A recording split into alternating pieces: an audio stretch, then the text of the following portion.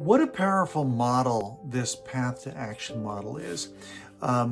We've been looking at the four boxes. I showed you the little model. We've got box 1, 2, 3, 4, and we started with act. And most of us know quite well that we can act. And whenever we act poorly, it's often because we feel something strongly, and then because of what we feel, we act. And that's so true.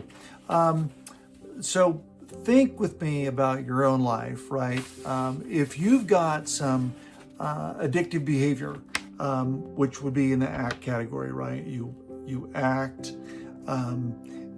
on your feelings of depression or loneliness or anger. You feel so overwhelmed, so you use drugs, alcohol, sex in order to medicate your pain, and then that probably gets you into conflict with people and you continue to act poorly. And because we are in those situations where we interpret reality based on what we hear and see. We hear something, we see something. Now here's part of what's really crazy that I want to alert you to. If we talked about all your relationships, and I know you got a lot of relationships, your sphere of relationships, you probably have dozens of people that you see, maybe like around a dozen main characters in your life, immediate family, extended family, neighbors, coworkers. That might swell to a couple dozen. Out of all those people, I know who you talk to the most out of all those relationships. I do. I know who you talk to the most out of all those relationships. All your people in your family, your neighbors, and your coworkers. Here it is. You're going to be impressed. You talk the most to the person in the mirror. Yeah, the person. You talk to yourself. Out of all the people you talk to yourself the most. In fact, there is a running conversation you're having all the time. Did you know that the mind can think about 4 times faster than a person can talk? That means even while you're listening to me, you're telling yourself a story like, oh, what's Pastor doing now? I don't know if I believe that. What do I need to do after this is over?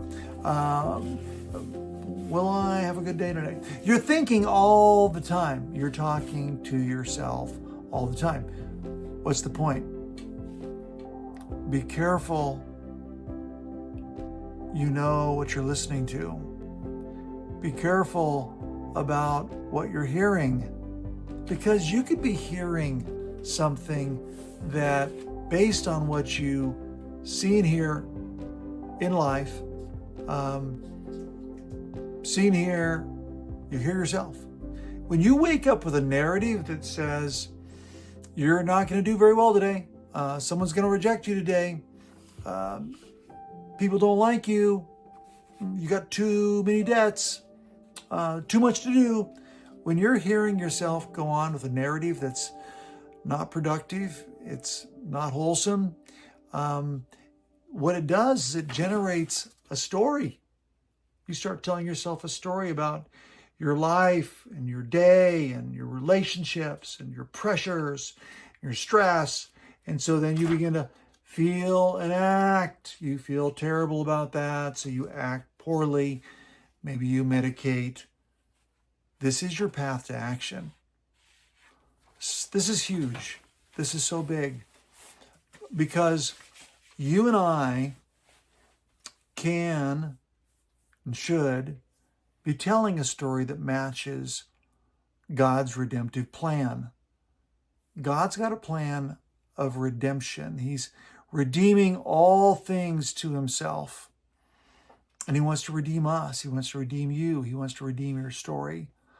And so today, even though our general series is about how we interact with everybody else and whether or not those interactions are going well, and believe me, when they're not going well, when we're thrown into fight or flight, it's because we're telling a story about something about the relationship. But the relationship you have with yourself is also your path to action.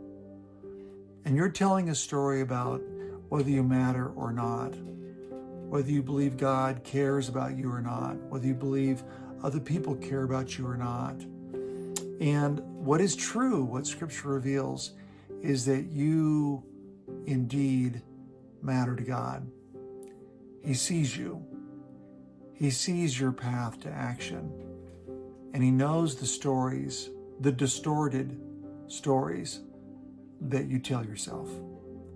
And today, I want to encourage you that God has a different story for you.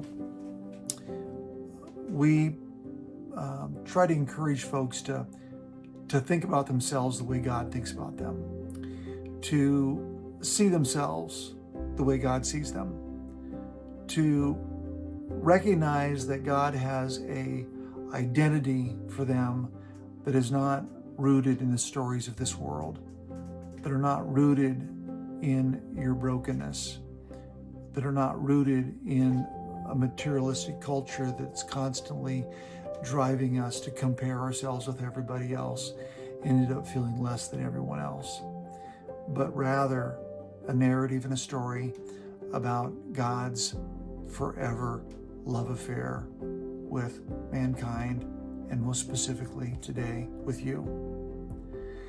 Think about the prodigal son as he comes back. What kind of stories was he telling himself? This is Luke chapter 15, right? When he came to his senses, and when he came to his senses, it says in verse 17, how many of my father's hired men have food to spare, and here I am starving to death? He had to make a choice and a decision to go back to his father, but his story was still marred because he was just hoping to go back and get a job as a hired man. But when he saw his father, or rather when his father saw him, the father runs to the son, throws his arms around him, and kisses him. And the son launches into his speech about, I've sinned against you and I'm no longer worthy to be called your son. I'm no longer worthy to be called your son. That was the story he told himself. And the father said, get the fatted calf. Let's have a feast and celebrate. Put a robe on my son. Put a ring on his finger.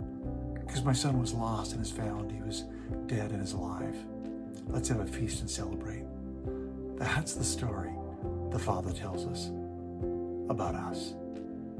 You are infinitely more valuable than you know. So today, can I encourage you? Tell a new story. Tell a different story. Tell the story the Father tells about you. Jesus, help us. Spirit, help us. Guide us into all truth. And Lord, even when we find ourselves at the end of our rope, at the bottom of the barrel, at the wrong end of the equation, God, help us to remember you tell a different story. A story that we are loved, that we are forgiven, that we are cherished. Jesus, today, help us tell another story. I'll see you tomorrow.